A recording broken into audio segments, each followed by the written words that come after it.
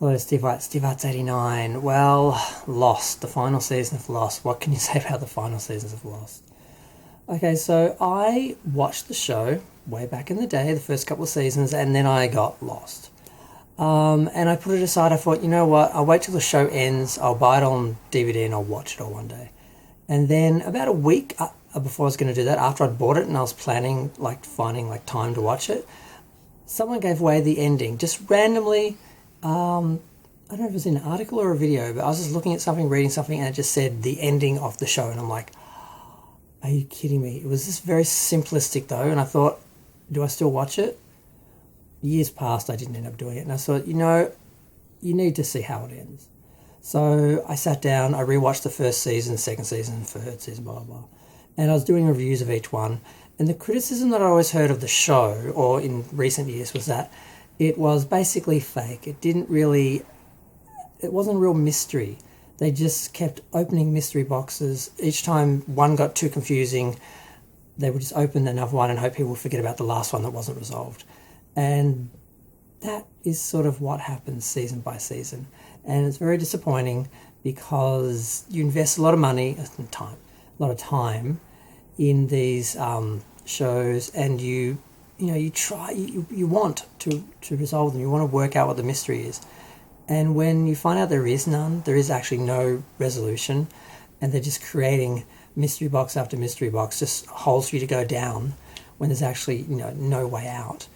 It kind of makes it pointless and meaningless. And much like the Marvel multiverse, where there's so many different universes, so many different versions of everything that nothing has any meaning anymore. It's kind of like that. By the time you get to the sixth season, it just doesn't matter. And even the sixth season is a dual season where you have two scenarios running out. And neither of them are real anyway. Not really.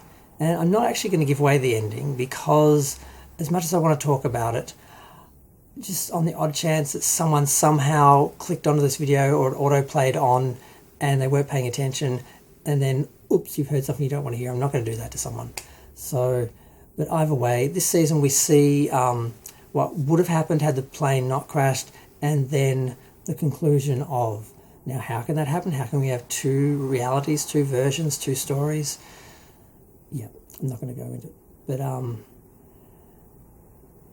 ultimately, I mean, the victims really here are the actors, because they did their best and they are what saves the show.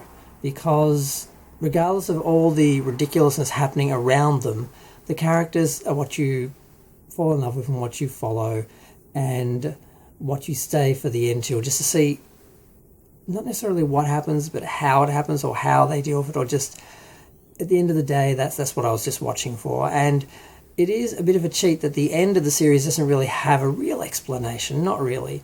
What you have is a big emotional scene with all the actors that's supposed to distract you from any of the questions, because you're supposed to be sucked into the emotionalism of it all and the sentimentality of it all. And it's kind of a little cynical in that way, that it really is a bit disrespectful. I know there's a long build-up. It's an hour and 40-minute episode. There's a long build-up to that scene. And you kind of know what's happening for a long time before that. And in some ways it wasn't as simple as that one-word sort of explanation for the ending that I'd heard, but it is, because there's all this MacGuffin built around it, and all these scenarios, and all these getting planes up and killing this person and saving that person, this person sacrificing, and this mythological meaning, and just all these things that just really mean nothing, because at the end of the day, none of it's really real. And not because it's not real in the fiction of the story, but because it's not real because they're just making things up as they go along. And it's just, once you lose that basic integrity of the story and the series, you just can't get it back. You can't really save it. I mean, maybe if they decided halfway to actually do that. Because apparently the original the original writer left first season, and I did do a bit of research into the first couple of seasons and watch all the special features and interviews at the time and that. But that was months ago now. I can't remember it all. I don't remember what happened, except for the fact that they just made it up as they went along and said, oh, we'll work it out later. Doesn't matter. As long as the audience is invested, it doesn't matter. We've got them. doesn't matter where we take them, as long as they're there till the end, and they watch and the advertisers pay. And so yeah, God, what notes did I write? Is there anything to actually say? I don't want to totally give it away, like I said, because I want to talk about the setting of the last scene and so forth. I mean, the show ended 2010. So there's been a decade of people sort of speculating about it, and I think there's a few videos about explaining the ending and so forth. But at the end of the day, like I said, it just doesn't matter. That's the problem. It doesn't matter because it's like you've gone through like the 5th incarnation of this story and these people's journey. And like I said, you realise like the multiverse, it just doesn't matter anymore. So here's my meaningless review of the final season of Lost.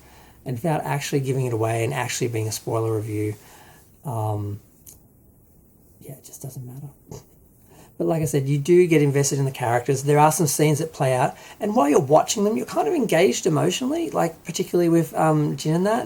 But then you realise this is just, they're just giving this to us because that's what the audience wants to see. So let's just make this scenario up just so we can film it and have it there so people can respond to it emotionally. It's like propaganda on some level. It's really bizarre.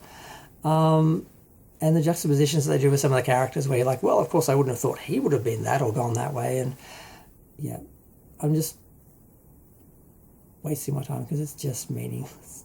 But like I said, the actors are great. The characters, you forgive and you invest in. It's just a pity the overall story didn't have any integrity and didn't have somewhere to take you, that it wasn't a real journey.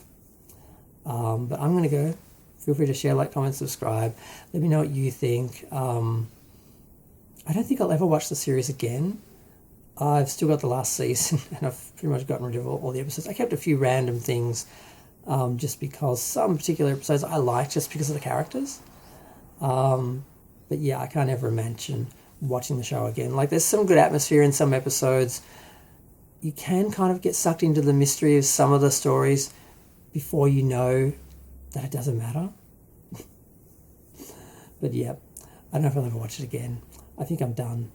And it took months to do this because I was so disappointed / frustrated / just unenthusiastic about the last season that I didn't even do a review. I watched this months ago and I got reminded of it today when someone did a video mentioning Lost and the example of it, and it just sort of reminded me. I thought, you know what, you need to finish that. You need to finish it. This journey you've been on with Lost has taken a couple of decades. Just end it. So there, it's over.